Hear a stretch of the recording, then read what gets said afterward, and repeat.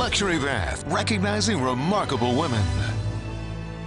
Tonight's remarkable woman retired from the All-Red unit, where she spent 7 years working with inmates on cognitive behavioral therapy. In total, though, Peggy Rogers dedicated more than 40 years as an educator and mentor. Tonight, Shatanya Clark and photojournalist Brandon Cooper share her journey. We live in a society, I think sometimes it's all about taking, but there is no taking unless there's some giving.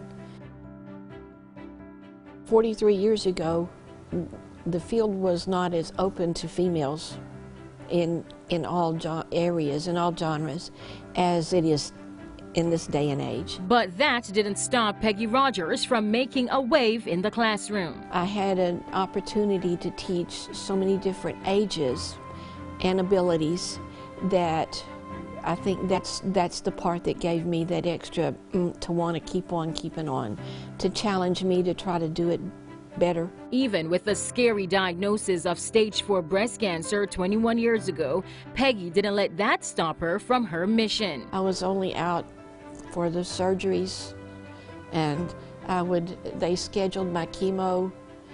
It was an all-day thing back then, and then all the radiations, I scheduled them after I'd leave school a little bit early and go do that. So I didn't stop. But then Peggy's career took a challenging yet rewarding turn, taking her talents from the classroom to the prison system. For 8 years to be exact, she spent about 7 years at the James V. All-Red unit, where she taught cognitive behavioral therapy to the inmates. I really think that teachers can get into a burnout, and I had taught for many years, and I needed a new challenge, and that was the avenue, I guess you could say, I took. I think one of the main things that I learned, or I told them that I learned from them, was I learn from you every day. Some things, granted, I don't need to know, but I learned them nonetheless, and it makes me a stronger person because of it. But though she's retired, her work is far from over. I hope I'm not done. I've got some things I'm still thinking on wanting to do.